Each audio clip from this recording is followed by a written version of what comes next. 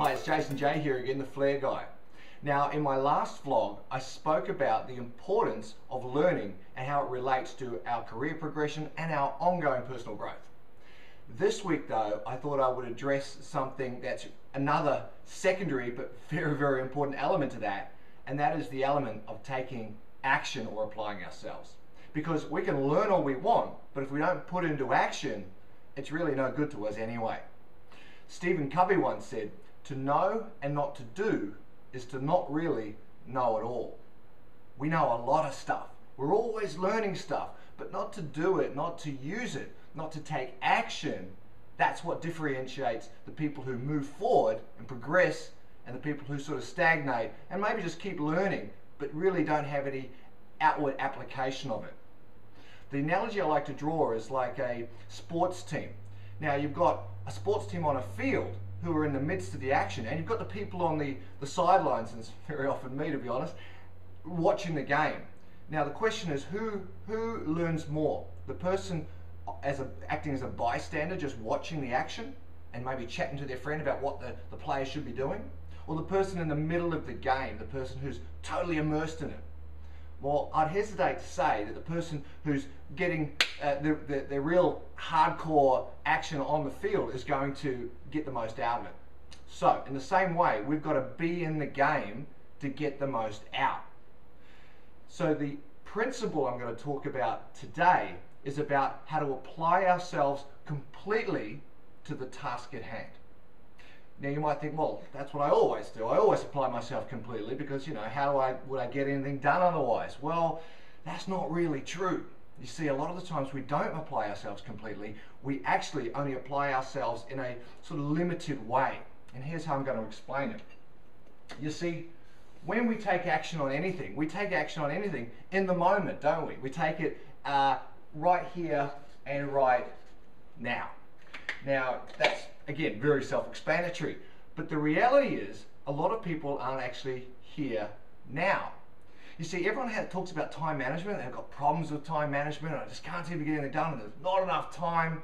Well, the reality is there's plenty of time. The reality is it's how we look at our lives and how we look at our tasks that really counts.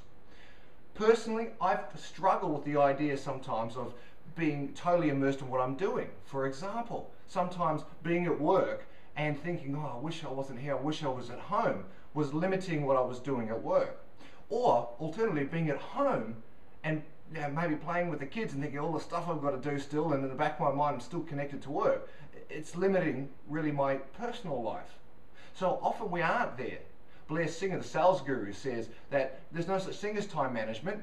We either commit to doing something 100% or we don't. It always, time and tasks always will swing from one extreme to the other. We've just got to be there at the time to get the most quality out of the occasion or the task we're performing.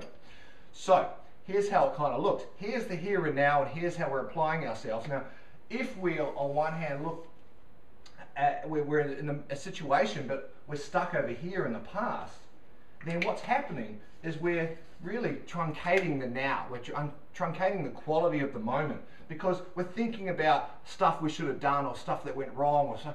You've been in the situation, I'm sure, where you've been involved in doing something, but in the back of your mind, you can't let something go. There's a story going on in your head. You know, do you think the most quality is going on right now, in the moment, in the task at hand?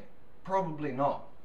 On the other hand, on the other extreme, we get very caught up nowadays in things that maybe haven't even happened yet in the future. We get worried, oh, God, become a crisis, and all my problems that are ahead of me. And I spend a lot of time, maybe, worrying about that stuff, getting anxious about that stuff, and again, limiting the here and now, limiting the quality of what I'm doing in the moment.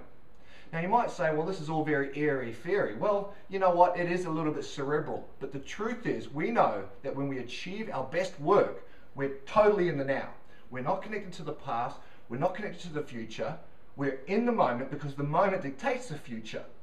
So, learn everything you want to learn, get involved, immerse yourself in information, but then be fearless and apply it 100% in the now, because the now takes control of the future. Big stuff, gets me a bit excited, this topic, because I really believe it, and it's been a big lesson for me.